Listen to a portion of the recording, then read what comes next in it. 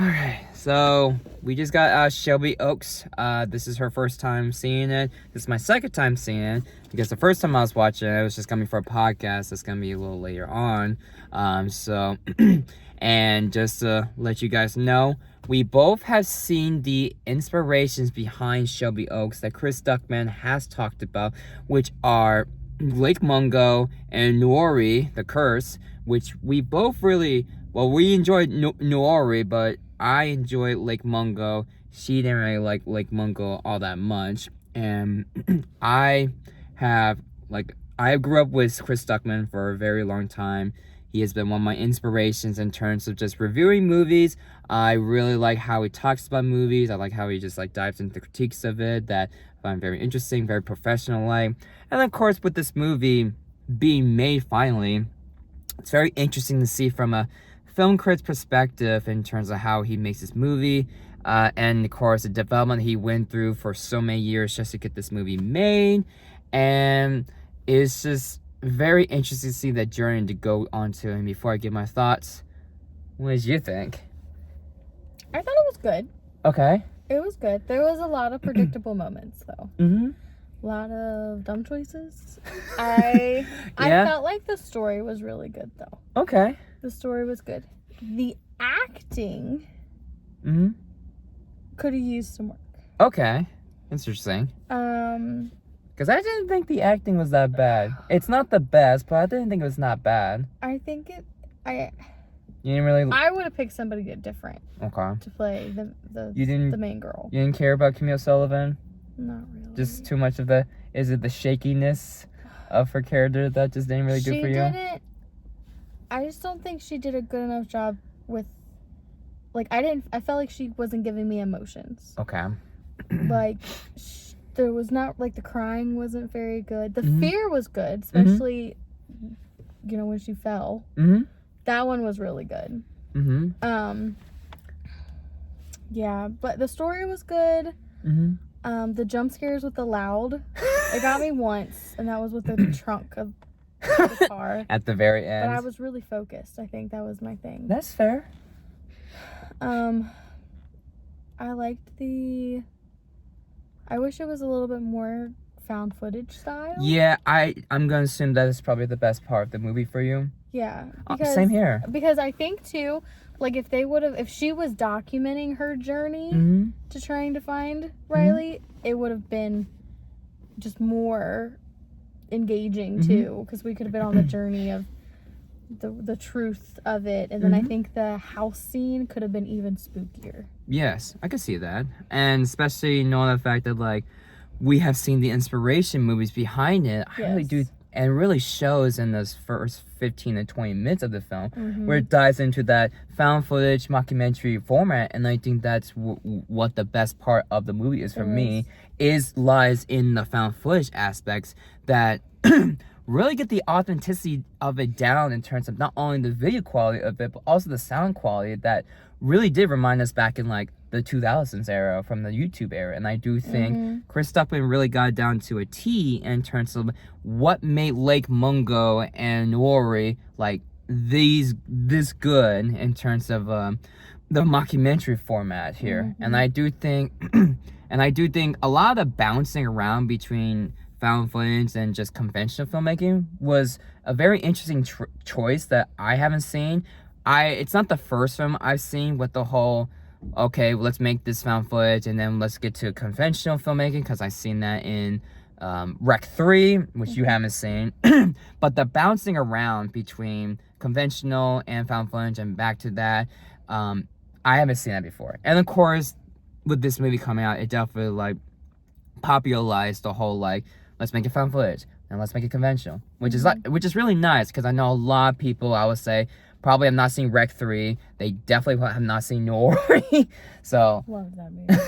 10 out of 10. For that one, yeah. Nuori is definitely so do you think it was better than Lake Mungo? I hated Lake Mungo. I know that. Yes, it was better than Lake Mungo. Absolutely. It's funny because I think this was the weakest of the inspiration. I think Lake Mungo is a little bit better, but not much. And Nuori is just top tier, way better than One of the best. Shelby Oaks. Absolutely. Way better than Shelby Oaks. I think yes. Like Chris Tuckman, you could definitely tell he really loves making this movie, and, and he loves movies, and his passion was in it. You can see it. Do I think that it should have a low rating like people have been giving it? No, I don't. I think it deserves more. An independent film, a first-time director.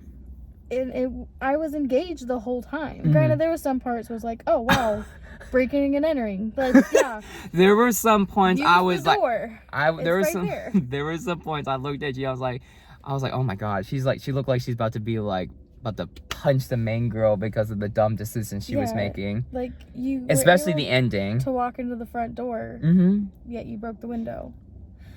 Huh.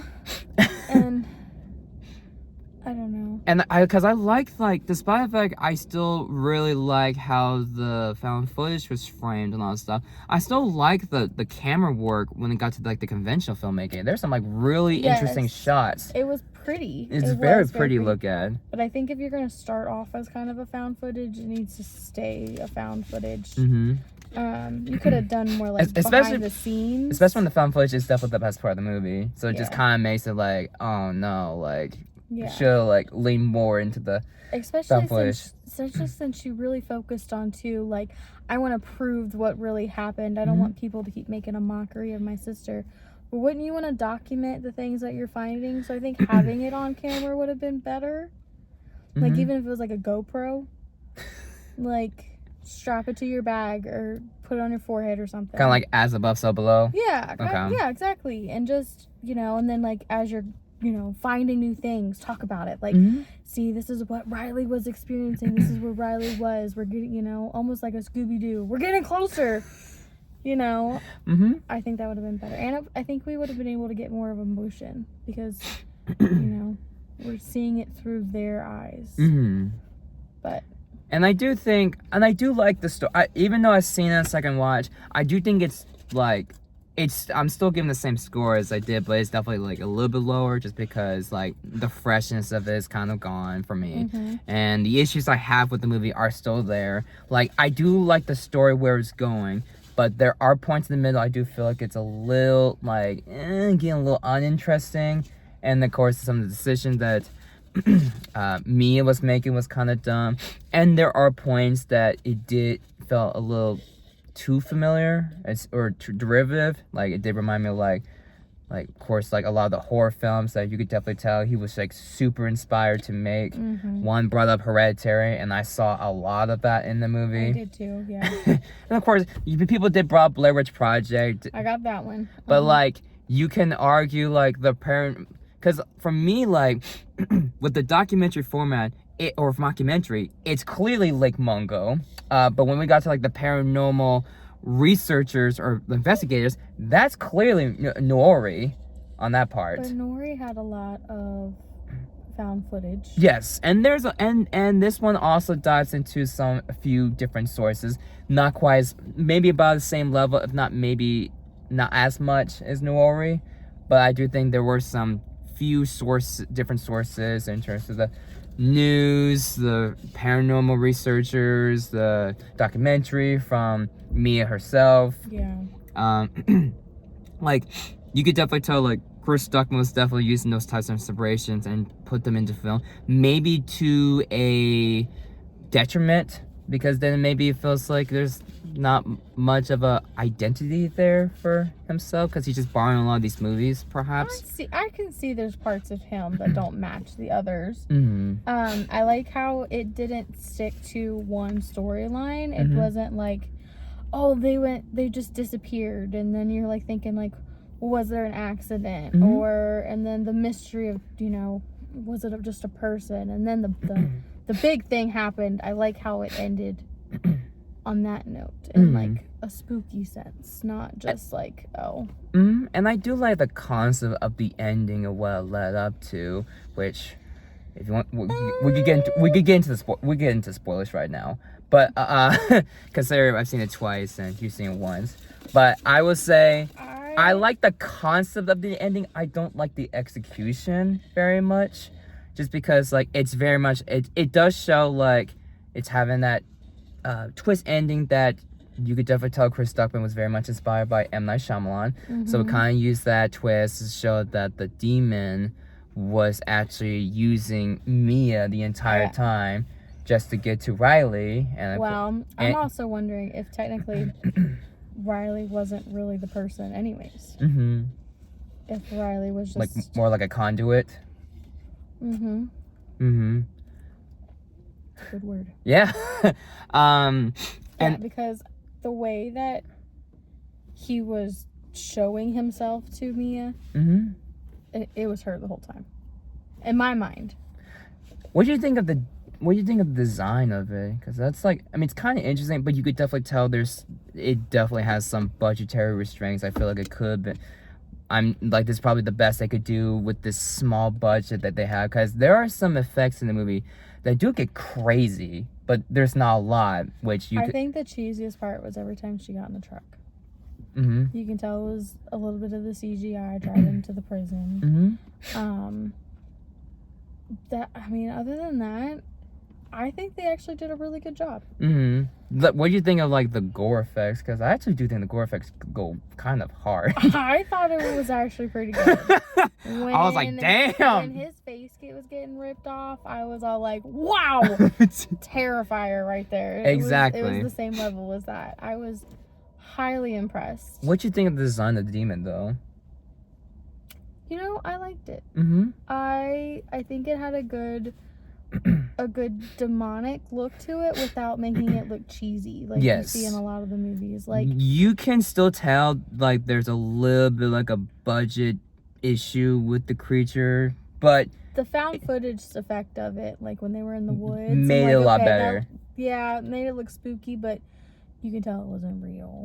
You know, and I kind of wish when we first see him in the window with Riley, I wish it was a little bit more easy to see, because until they highlight it, like lighten the film, like Mungo, I was literally like, I can't see anything. I think that's is in the window. I think that's what's trying to be exactly like what Lake Mungo did. You're like, wait, hold on. Yeah, I mean, I was able to tell in that one, but this one I'm like, I don't see anything, and then I saw it move, and I go, is it a dude? I would have never thought that they were on the second floor.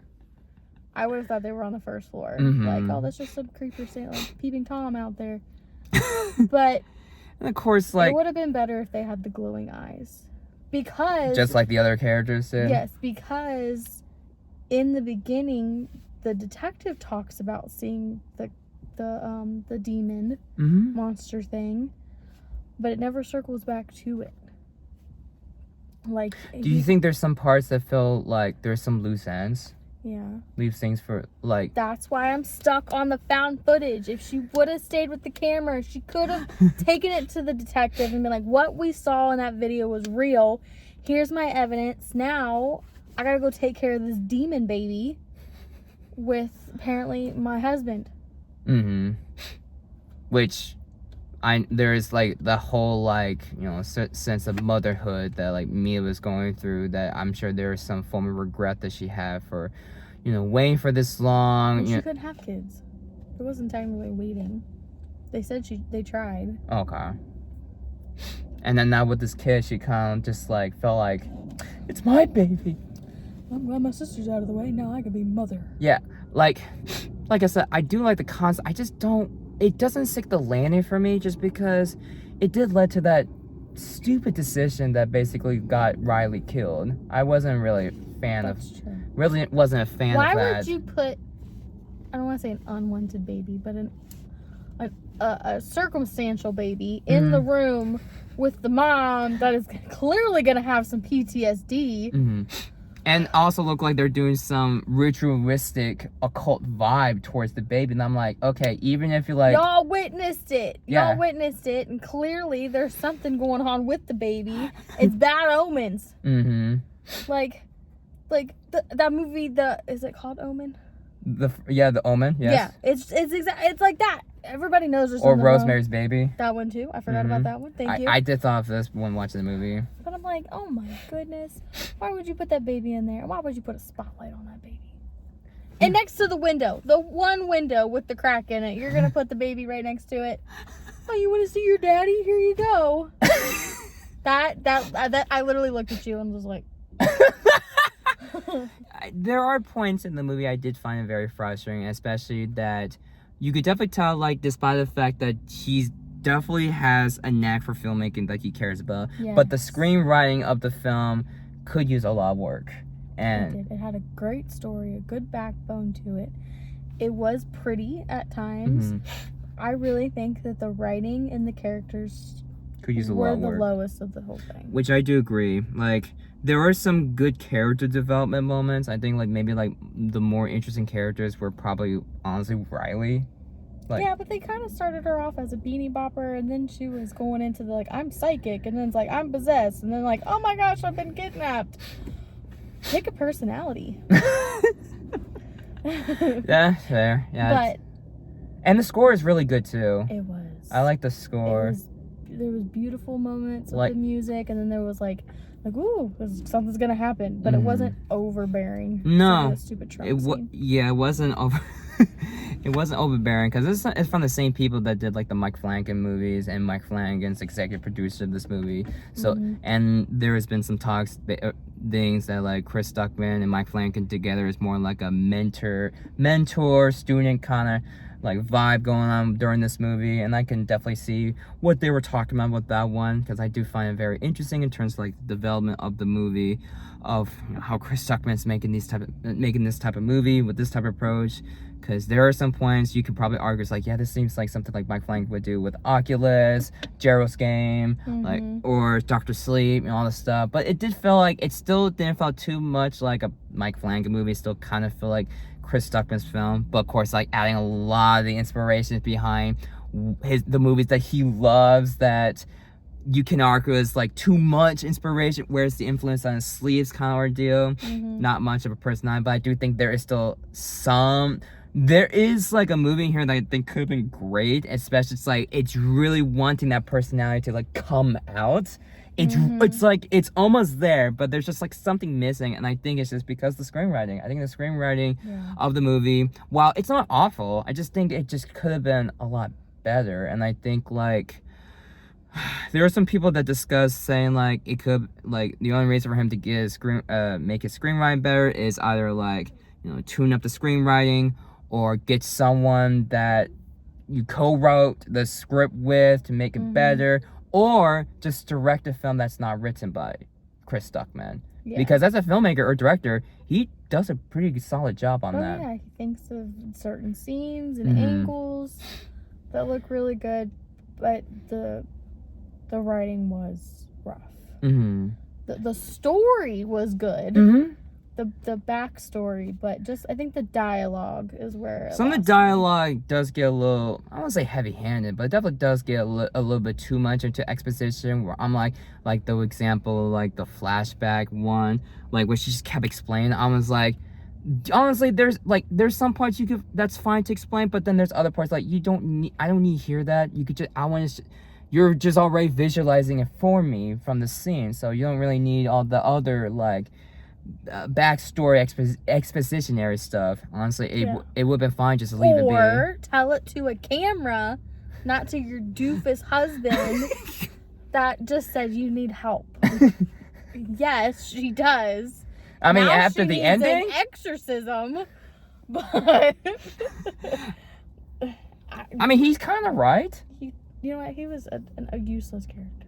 I do agree. A lot of people do agree that he's not a good character. He just seems like he's just kind of there, and that the movie would have been better if the husband character was just not even in there, or if anything, they should be like adding a line like, we're taking a break, you know, and just not seeing each other for a while.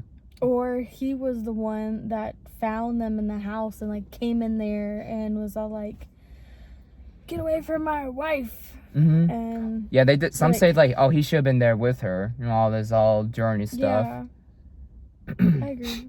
Not a detached husband / soon to be dad. I don't know.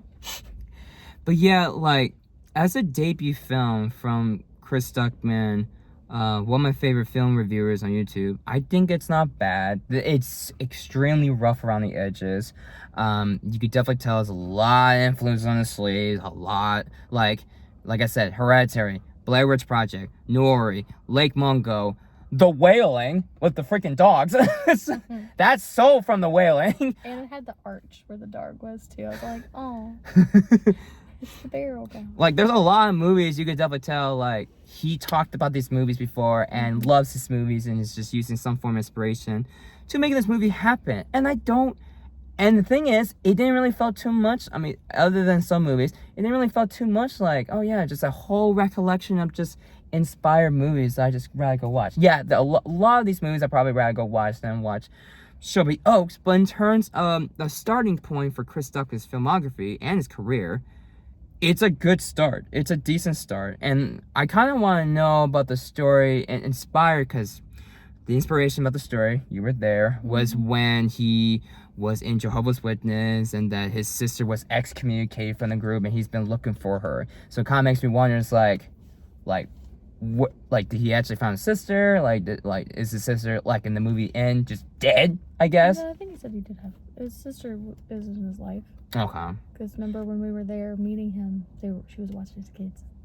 She was what? Watching his kids. Oh. You were too excited. Yeah.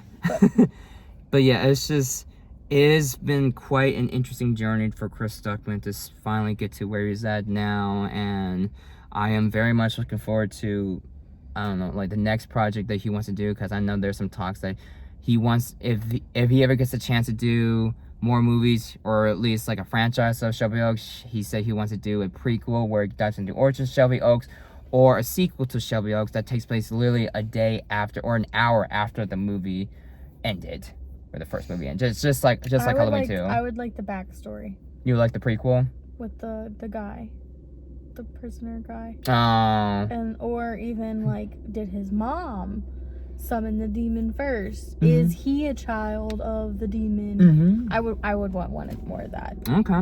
Spoiler alert on that one. But we already went into spoilers. It's fine. But I would definitely watch more movies from him. They're just, yeah, because this guy just I could definitely tell he loves, like, has so much fun making this movie.